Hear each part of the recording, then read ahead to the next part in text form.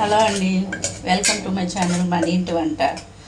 నేనైతే ఈరోజు పప్పు చేస్తున్నానండి, పప్పుచారు. వాటికి కావాల్సినవి బంగాళదుంప, ఉల్లిపాయ, టమాటా, క్యారెట్, పచ్చిమిర్చి, అలాగే సొరకాయ, అట్లాగే కరివేపాకు అన్నమాట.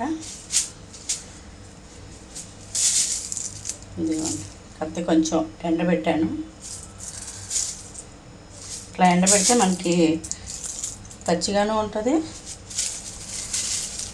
దీంట్లో వేసుకోవచ్చు అన్నమాట.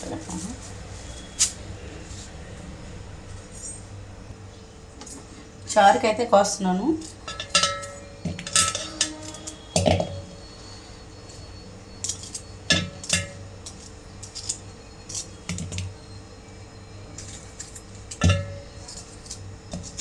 కొంచెం నీళ్ళు పోసి మనం చింతపండు పులుసు పోసి ఉడకపెట్టుకొని తర్వాత పప్పు కలిపేసి తాలింపు వేసుకున్నామంటే చాలా బాగుంటుంది. ఇంగ వేసుకొని మనకి ఈజీగా కూడా తొందరగా అయిపోయింది. నా దగ్గర ఉన్న కూరగాయలు ఇవేనండి ప్రస్తుతానికి. ఇంకా ఉంటే మట్టుకి చేసేదాన్నేమో, ఇక అయిపోయింది. లాస్ట్ మళ్ళీ కూరగాయలు తేవాలి.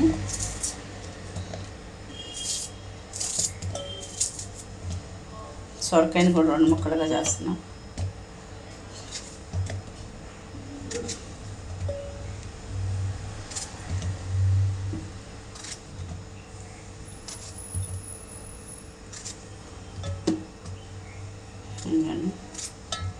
తర్వాత పచ్చిమిర్చి 2 చిలుకలుగా,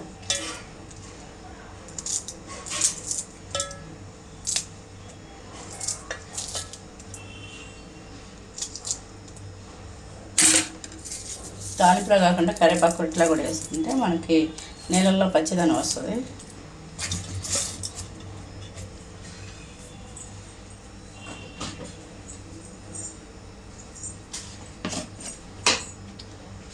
కారం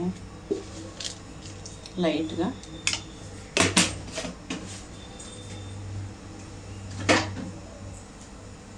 ఉప్పు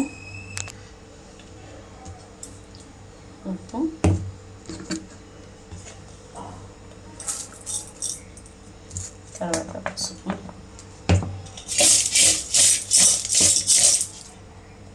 ఇలా అన్నీ ఎగరేసుకుంటా.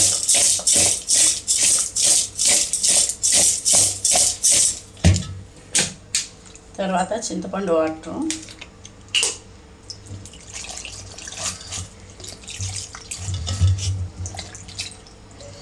మనకి చేపల కూరల్లో పులుసు కూరల్లో కొంచెం చింతపండు మిగిలింది కదా, అప్పుడు మనం ఇలాగా మిగిలిన పులుసుని కొద్దిగా పిండేసి ఇట్లా నీళ్ళగా పోసేసుకొని బాటిల్లో పెట్టుకున్నామంటే మనకు పప్పుచారుల్లోకి పప్పుల్లోకి ఈజీగా పనికి వస్తుంది అన్నమాట మనకి.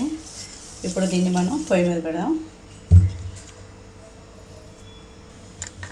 ఇదైతే పప్పుచారులోకి బంగాళదుంప ఫ్రై అండి. ఇది కూడా ముక్కలుగా కోసేసుకుందాం మనం.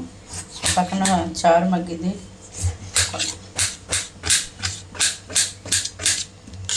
టక్ పండుగ అయిపోతే ఇవాళ లేట్గా చేస్తున్నాం. అబ్బాయి డ్యూటీకి సెలవు పెట్టుకున్నాడు కాబట్టి అదే నైట్ ఆఫ్ ఇచ్చారు, అందుకని చెప్పేసి లేటుగా. లేకపోతే పాటికి 4:30కే వంట అయిపోవాలా.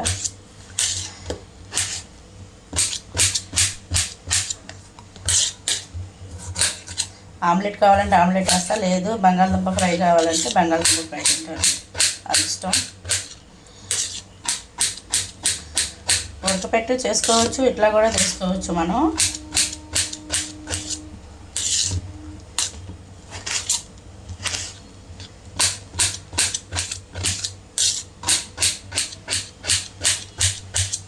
నాకు తెలియక జలంసిలేరులో వాటిల్లో స్టీల్ వాటిల్లో వండొద్దు అంటున్నారు.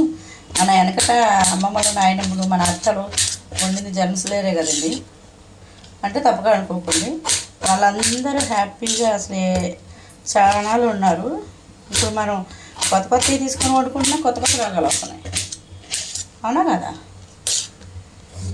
ఎవరి ఇష్టం వాళ్ళు అనుకోండి.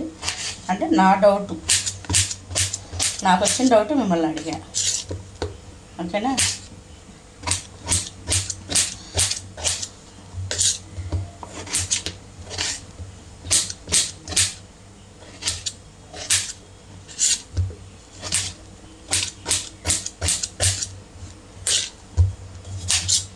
అయిపోయినాయి.